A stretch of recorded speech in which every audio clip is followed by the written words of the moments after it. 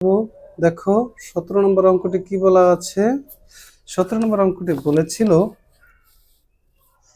কোন নির্দিষ্ট সময় মুনাফা আসলে 5,600 টাকা। কোন নির্দিষ্ট সময়ের মুনাফা, তার মানে আমার ধরে নিতে হবে মুনাফা আসলে 5-এর 2 অংশ। মুনাফা বার্ষিক শতকরা 8 টাকা হলে সময় নির্ণয় করো। তাহলে আমি লিখতে পারি বার্ষিক শতকরা 8 টাকা হলে, অর্থাৎ এটা হচ্ছে আমার মুনাফার হার। আর ইকুয়াল 8% দেওয়া যেতে পারে। আর এখানে একটা নির্দিষ্ট সময়ের মুনাফা, তাহলে আমি মুনাফা আসল, তাহলে আমি একটা আসল ধরে নিতে পারি পি। ওকে, তাহলে আর হলে সময় নির্ণয় করে, তার সময় ইকুয়াল হট, অর্থাৎ এন ইকুয়াল হট। আচ্ছা, তাহলে আমি লিখে নিতে পারি যে আসল ইকুয়াল আসল সমান সমান পি, মুনাফার হার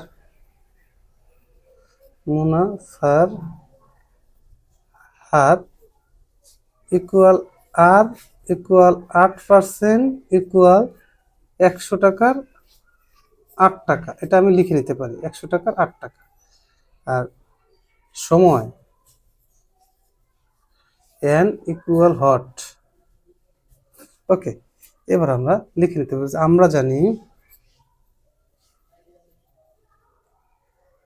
আমরা জানি মুনাফা আই ইকুয়াল পি এন আর, তাই না? তাহলে আসল ইকুয়াল কত ছিল? পি ছিল, তাই না? তাহলে এইখানে আবার আমাকে প্রশ্ন করছিল যে 17 নম্বরে যে আসলের 5-এর 2 অংশ, মুনাফা আসলের 5-এর 2 অংশ। তাহলে আমি এখানে লিখে দিতে পারি যে আসল সমান সমান পি। হ্যাঁ, তাহলে এবার লিখতে পারি যে মুনাফা আসলে, অর্থাৎ মুনাফা আসলে সমান 5-এর, যেহেতু 2 আছে তাহলে পি 2p। হ্যাঁ, এবার পূরণ, আমি লিখতে পারি যে পূরণ এপির পি আর পূরণ এই এন আর ইকুয়াল 100-8। ওকে, তাহলে আমি এন ইকুয়াল, যেহেতু টাইমের কথা বলছে, টাইম ইকুয়াল হট মানে মুনাফা সময় এন ইকুয়াল হট, অর্থাৎ তাহলে আমি এনটাকে এই পাশে ট্রান্সফার করবো। যেটা হট, যেটা চাইবে, যেটা জানতে চাইবে সেটাই আমার প্রথমে থাকবে, তারপর অঙ্কগুলো আমরা করব। এটা যে কোনো নিয়মে যেটা চাইবে সেটা আমার ইকুয়ালের বা পাশে রাখবো আমরা সব সময়। এটা একটা বেসিক নলেজ, এটা মনে রাখতে হবে সব সময় যে এন ইকুয়াল, এই যে এন ইকুয়াল, তাহলে আমি লিখতে পারি যে কি 2p। ওকে, পূরণ এই 100 উপরে দিতে পারি আমরা, আর হচ্ছে কত নিচে 5, আর কি এখানে একটা আছে পি, আর এখানে আছে কত 8। ওকে, পূরণ 8।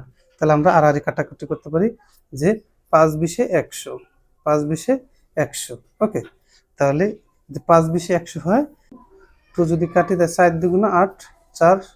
ওকে, আবার যদি এটাকে 4-5 20, এটা যদি কাটি 4-5 20, আর এখানে পি আর পি চলে যায়, পি চলে যায়, ব্যাস এই তো। তাহলে আমরা কত পেলাম? 5, অর্থাৎ এন ইকুয়াল 5 পেলাম, এন ইকুয়াল 5, অর্থাৎ অতএব সময় ইকুয়াল 5 বছর। উত্তর 5 বছর, 5 বছর, এটি অ্যান্সার।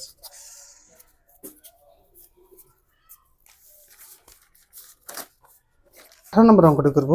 জামিল সাহেব পেনশন টাকা পেয়ে 10 লাখ টাকা 3 মাস অন্তরে মুনাফা ভিত্তিক 5 বছর মেয়াদী পেনশন সঞ্চয় কিনলেন। 10 লাখ টাকার 3 মাস অন্তর মানে প্রতি বছরে 3 মাস পর পর মুনাফা ভিত্তিক 5 বছরে মেয়াদী পেনশন সঞ্চয় কিনলেন। তাহলে 3 4 12, তার মানে বছরে 4 বার, বছরে কতবার? 4 বার। 3 মাস অন্তরে মুনাফা ভিত্তিক 5 বছর মেয়াদী পেনশন সঞ্চয় কিনলেন। বার্ষিক মুনাফা 12% হলে, মানে এক বছরে মুনাফা হয় কত পার্সেন্ট? 12% যদি হয়, তিনি প্রথম কিস্তিতে অর্থাৎ প্রথম 3 মাস পর কত মুনাফা পাবেন? আচ্ছা, তার মানে আর ইকুয়াল হট। 18 নম্বর অঙ্কটি যে 3 মাস অর্থাৎ 3 মাস অর্থাৎ 12-এর 3 বছর, তাই না? তাহলে 12-এর 3 বছর যদি আমি একটু কাটাকাটি করতে পারি, 3 একে 3, 3 4 কত 12, অর্থাৎ 4-এর 1, মানে ওই যে একটা কথা বললাম যে 4 বছরে 4 বার উত্তোলন করে, তাই না? তাহলে 4 মাসের 1 মাস। আচ্ছা, এটা বছর লিখে দিতে পারি আমি, বছর।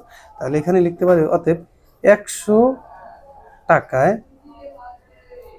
1 বছরে মুনাফা মুনাফায় 12 টাকা, 12 টাকা। আমার বার্ষিক মুনাফা 12%, তাহলে মানে 100 টাকায় কয় টাকা? 12 টাকা আমি লিখে দিতে পারি। আচ্ছা, এইবার আমার কাজ হচ্ছে অতএব 1 টাকায় কয় টাকা হয়, আগে 1 টাকাটা বের করতে হবে, 1 বছরের মুনাফা। তারপরে আমি যত বছরেরটা বের করি, যত সময়টা বের করি করবো, তবে আগে 1 বছরেরটা আমার বের করে নিতে হবে। ওকে, তাহলে এখানে আমি এখন লিখতে পারি নিচে 100 আর উপরে কত 12।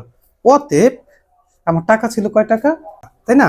তাহলে এখানে আমি লিখে দিত 10 লাখ টাকায় 3 মাসে, অর্থাৎ অতএব 10 লক্ষ টাকায় 2 3 1 2 2, আচ্ছা 10 লাখ টাকায় 10 লাখ টাকা টাকার 4-এর 1 বছরে মুনাফা।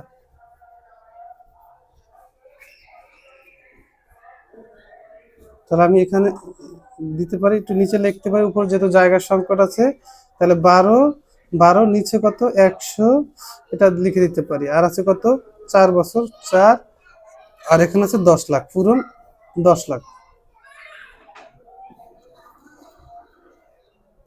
10 লাখ। তাহলে আমি এখানে 10,000, 110,000 কত হয় 10 লাখ হয়, 10,000-এ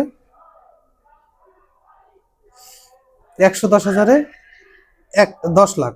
আচ্ছা, এবার আমার 4 একে 4, 3 4 12, 3 4 12, তাহলে 3 হয়, এখানে 3 পাই আমি, তাহলে 3 10-এ কত 30,000 টাকা। এখন আমি যদি পূরণ দিই 3 10-এ 30,000 টাকা হয়, এখন 30,000 1 2 3 30,000 টাকা।